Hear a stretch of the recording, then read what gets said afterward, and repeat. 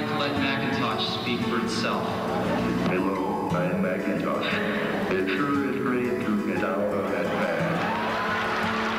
We think a lot of them are going to get into the home, but we like to say they're going to get there through the garage door. People are going to bring them home over the weekend to work on something.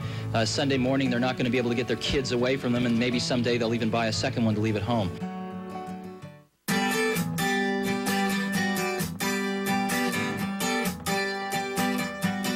The strangest thing about Apple is it hasn't had a good consumer product. Here's one of the best consumer brands in the world, and they haven't had a compelling product under $2,000. And the one we introduced today, the iMac, is incredibly sweet. So I think it's going to make a big difference. This $1,299 product is faster than the fastest Pentium 2 you can buy. You can go out and buy a 400 megahertz Pentium 2, and this thing smokes it. And so it's amazing. And the market's never had a consumer product this powerful and this cool looking.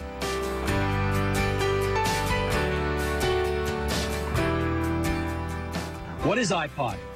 iPod is an MP3 music player, has CD quality music, and it plays all of the popular open formats of digital music. But the biggest thing about iPod is it holds 1,000 songs. Now, this is a quantum leap because for most people, it's their entire music library. This is huge. The coolest thing about iPod is that your entire music library fits in your pocket.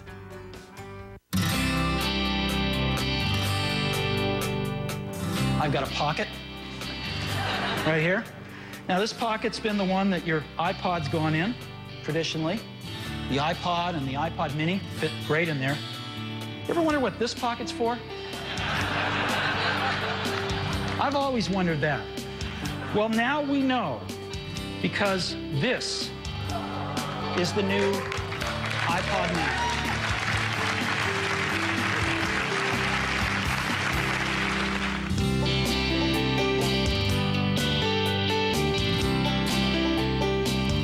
Today, Apple is going to reinvent the phone.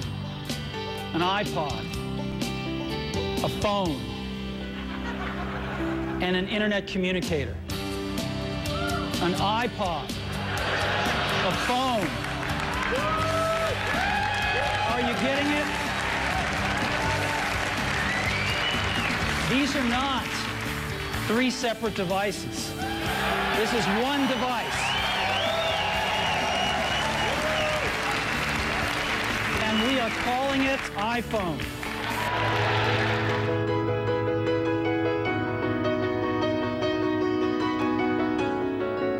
And the question has arisen lately, is there room for a third category of device in the middle? Something that's between a laptop and a smartphone. And of course, we've pondered this question for years as well. The bar is pretty high. In order to really create a new category of devices, those devices are going to have to be far better at doing some key tasks.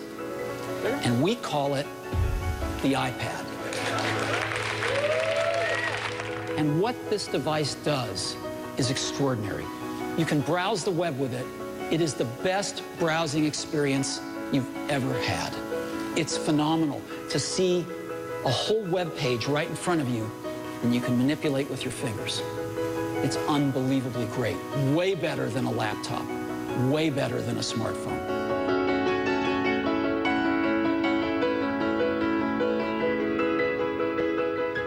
For 2010, we're going to take the biggest leap since the original iPhone.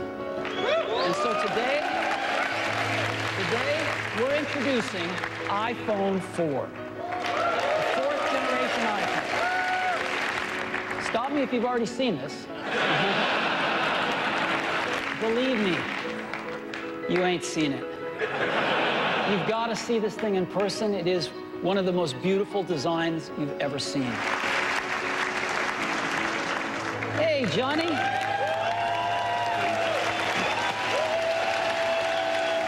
I grew up here in the U.S. with the Jetsons and with Star Trek and communicators, and just dreaming about this, you know, dreaming about video calling, and it's real now.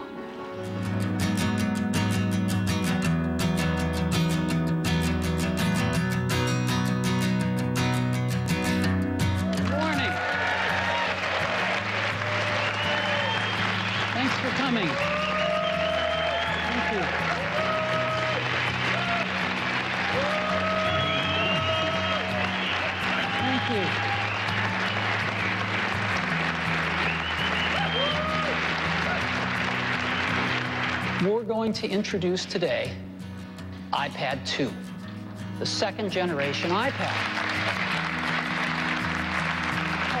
It is an all-new design. It is not a tweaked design. It's not got marginal improvements. It's a completely new design. And the first thing is, it's dramatically faster. One of the most startling things about the iPad 2 is it is dramatically thinner.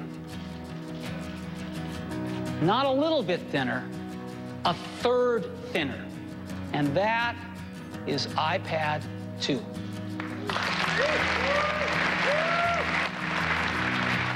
As always, I'd also like to thank everyone's families because they support us and let us do what we love to do. So thank you very much to our extended families out there who make it possible for us to work our tails off making these great products for you.